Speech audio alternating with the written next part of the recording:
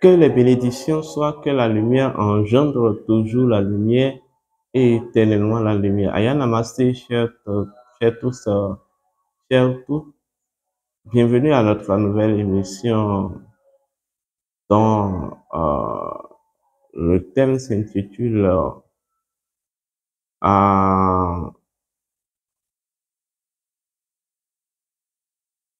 Menstruation et la pleine lune, technologies et métaphysiques.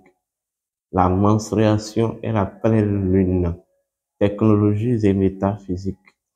Alors, avant de commencer, je demande à tout un chacun de ceux qui ne se sont pas encore abonnés, de bien vouloir s'abonner à notre chaîne, partager les vidéos, liker, et voilà, poser des j'aime.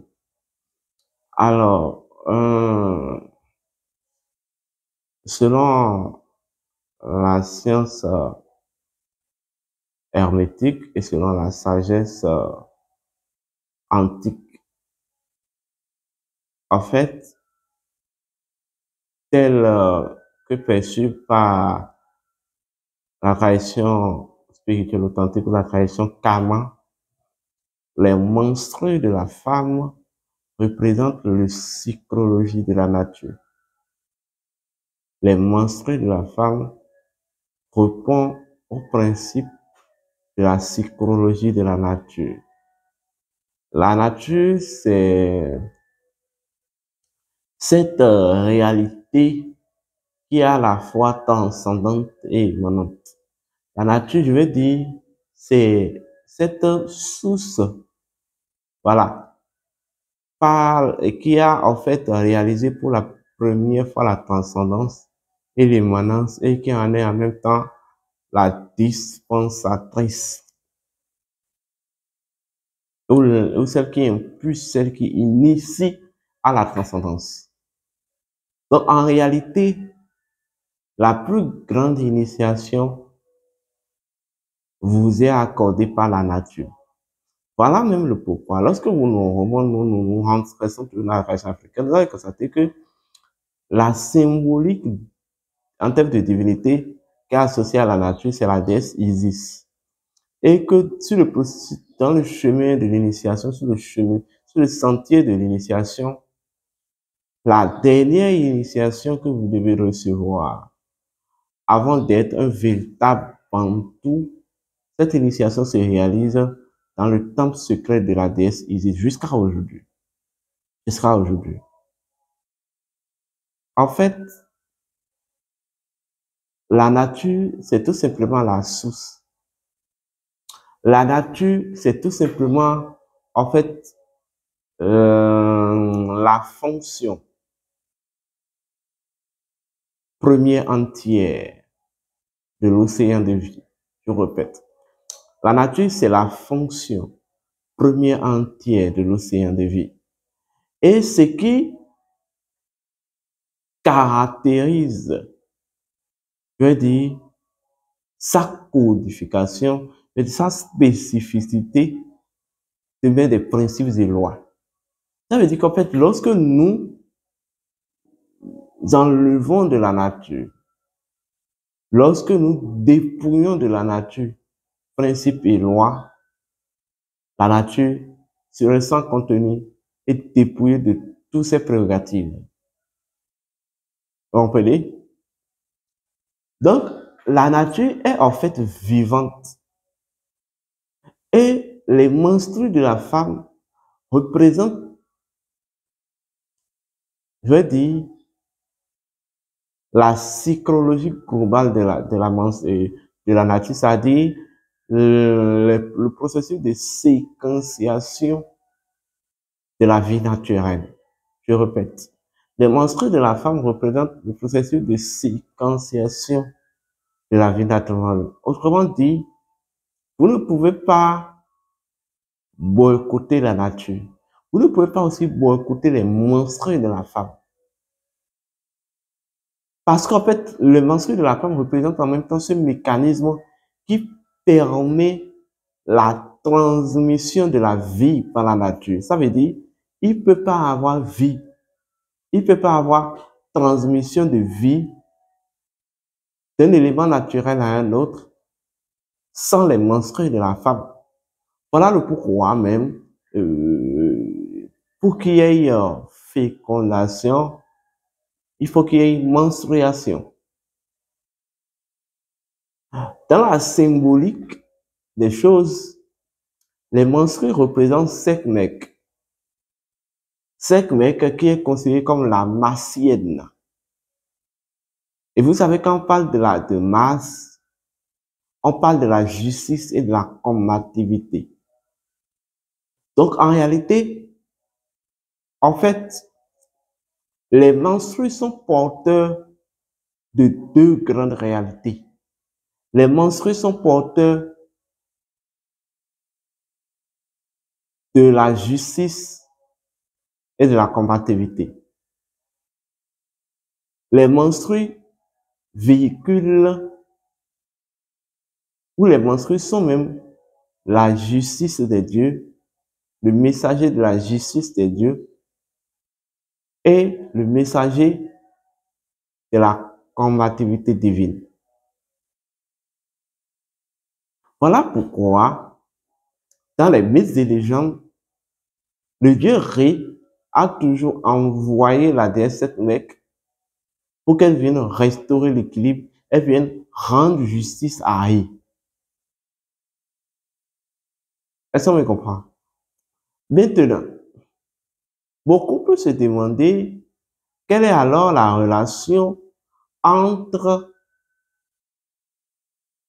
la lune et les menstrues. D'abord, le principe premier des menstrues, comme je vous l'ai dit, c'est le principe de la psychologie. Les menstrues représentent la psychologie de la nature.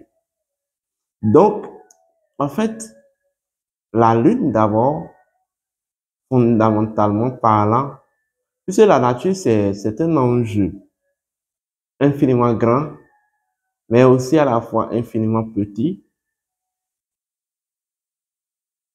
La lune représente le code identité céleste de la nature. Je répète, la lune est le code identité céleste de la nature. En fait, la lune, c'est la capacité de la nature à transcender et à ascender. La capacité de la nature à la transcendance et à l'ascendance. Voilà le pourquoi on appelle la lune la matrice céleste. Parce que la nature est régie par, en fait, est composée de trois grandes régions. Il y a la région souterraine, la région terrestre et la région céleste. Vous comprenez? Donc, toute l'instance, en fait, la Lune représente même, je dis, le noyau de l'instance céleste de la nature, le noyau de l'instance de transcendance et d'ascendance de la nature. La Lune, en fait, c'est la première manifestation, la première expression et manifestation, en fait, de la fonction naturelle que je vais appeler tout simplement la fertilité. La Lune représente le principe de la fertilité. La Lune représente d'abord, en tout pour tout, le principe du magnétisme universel. Et en fait, c'est le magnétisme qui initie les choses à l'éveil. En fait, le magnétisme équilibre l'électricité ou l'électronisme. Ou le magnétisme, en fait, initie.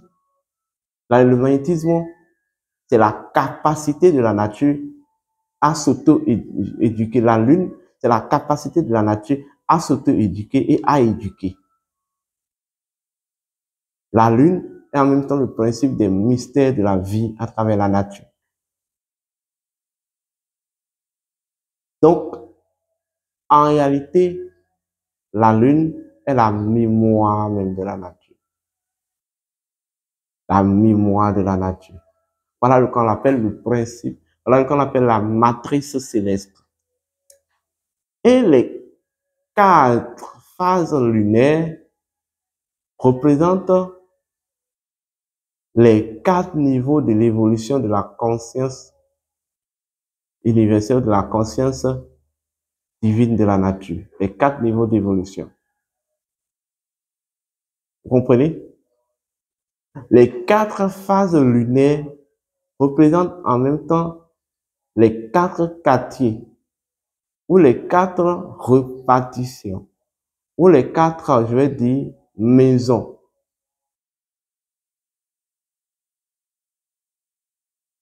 de la lumière de vie dans, je vais dire, la région céleste de l'univers. Ça veut dire qu'en fait, c'est la Lune et à travers ces 4 phases qui régularisent le processus de, en fait, d'évolution de la lumière dans le monde céleste. La Lune joue le rôle de modélateur de la lumière de rays et elle joue en même temps le rôle de, de, de, de, de, de celle qui convertit en fait la lumière de rays modélée aux autres dimensions. Vous comprenez? Donc, lorsqu'on parle des 4 phases lunaires, sachez que il s'agit tout simplement des 4 niveaux d'évolution de la conscience divine de la nature, mais selon le monde céleste. Quand on parle des 4 phases lunaires, sachez qu'il s'agit tout simplement des 4 maisons, des 4 étapes, voilà, de l'évolution de la matrice. L'évolution, je vais dire, de la lumière divine, la lumière de vie, selon, voilà, selon le monde céleste. Alors, ceci étant dit, la partie, la phase lunaire qui nous intéresse aujourd'hui, c'est la pleine lune. La pleine lune représente d'abord la totalité de la totalité de la conscience. Est-ce qu'on me comprend? C'est-à-dire la conscience de la nature dans sa phase totalité, dans son étape totalitaire. Vous comprenez? Donc, en fait, la pleine lune représente en même temps la connexion, le principe de la connexion. En fait, le principe de la connexion de la conscience divine de la nature, mais en fait à travers le monde céleste.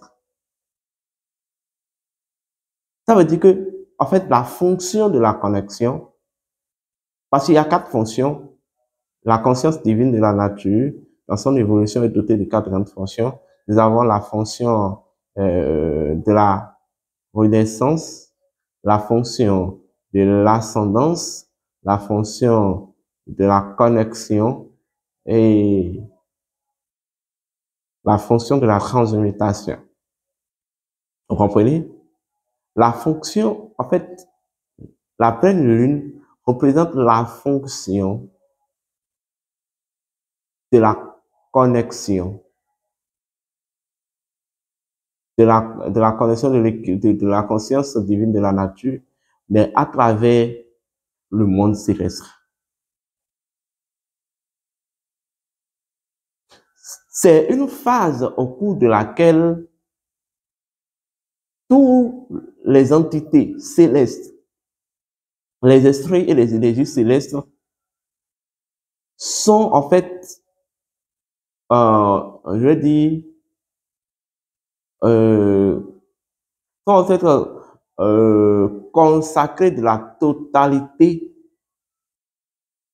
de leurs capacités et de leurs fonctions et de leurs propriétés divines. Voilà le point, on dit, c'est la phase de la totalité, c'est la phase de la totalité de la conscience naturelle. Est-ce qu'on me comprend? C'est une phase au cours de laquelle, en fait, la lumière, le taux de lumière en chaque créature céleste est mis en ébullition ou est mis sous une alerte massive. Voilà le pourquoi vous avez constaté même que c'est au cours de la pleine lune que ceux qui ont souvent des problèmes voilà, entre griffes mentaux, ça s'engage, ça s'active, ça devient encore plus violent. Parce qu'en réalité, bon, ce que vous ne savez pas, ceux qui ont le problème mental, ils ont en fait le troisième œil ouvert. Donc, ils voient tout ce qui est invisible et visible. Sauf qu'en fait, le troisième œil s'est ouvert dans des conditions, s'est ouvert dans les conditions inconformes, en fait, au processus d'évolution intérieure de l'individu. C'est ce qui fait que ça, c'est un déséquilibre. C'est ce qui fait que, sinon, en réalité, ceux qui ont des problèmes mentaux, ils ont le troisième œil ouvert. Mais en fait, leur conscience n'a pas, ce qui fait que c'est un déséquilibre, et que leur conscience n'a pas encore cédé à cette maturité, cette maturation, pouvant en fait contenir les énergies que leur œil perçoit dans l'invisible. Donc, à partir de ce moment, d'office, les fous entre griffes, c'est-à-dire ceux qui ont des problèmes mentaux, ils sont considérés en réalité comme des êtres intermédiaires. En fait, des êtres qui ont un pas dans le monde céleste et un pas dans le monde terrestre. Donc, ils sont considérés comme des entités vivantes, ayant un pas actif dans le monde céleste, un pas actif dans le monde terrestre. Je n'ai pas de souterrain. Donc, tout ce qui se passe, en fait, ils sont partagés en fait entre deux cycles. Il y a le cycle céleste et le cycle terrestre. Donc, le cycle céleste a un impact significatif sur eux et le cycle terrestre aussi a un impact significatif sur eux. Vous comprenez? Donc, du coup, lorsque les entités célestes et les énergies célestes sont en alerte maximale, en termes de pouvoir et d'autorité, la mindset se répète sur eux. En fait, c'est en ce moment que le troisième œil est encore de moins encore active. Bon, vous voyez? Donc, en fait, c'est ça. Maintenant, lorsque nous prenons les menstrues de la femme, bon, une femme qui voit ses menstrues nous irons à 21 minutes 21 secondes. Elle a le temps est en train de passer, nous irons à 21 minutes 21 secondes. Donc, les menstrues de la femme, ou une femme qui se menstrue dans la pleine lune, doit savoir qu'en fait, son paysage intérieur est en train de signifier, est en train d'exprimer je vais dire, une possibilité. Je suis vraiment désolé. Le temps est en train de passer, mais un temps ça peut aller à 24 minutes. Donc, elle est en train d'annoncer en réalité une évidence, une exigence d'aller à l'expansion de conscience. Donc, c'est l'appel de son paysage intérieur, de paysage intérieur de cette femme à l'expansion de conscience, à la connexion, à l'intériorité. Et les femmes qui trouvent souvent leur menstrue dans la pleine lune sont souvent les femmes à une certaine sensibilité énergétique spécifique et spéciale. Lorsque vous êtes dans ce cas, vous devez savoir que d'abord vous avez un certain niveau de connexion que vous devez encore développer et éveiller. Mais en même temps, ça veut dire qu'en fait, vous êtes prédisposé à l'oracle, au pouvoir spirituel de l'oracle. Et vous avez cette facilité à recevoir les informations du monde spirituel. Maintenant, si ça vient une fois en passant, lorsque c'est venu, concentrez-vous et en fait, méditez plus. Faites plus attention à vos rêves. Ça veut dire qu'en fait, le monde spirituel fait passer un message à travers vous. Bon, ceci étant dit, je vous remercie. Les 24 minutes s'approchent. On va revenir dans une nouvelle émission. Je vous dédie cette musique. Namasté.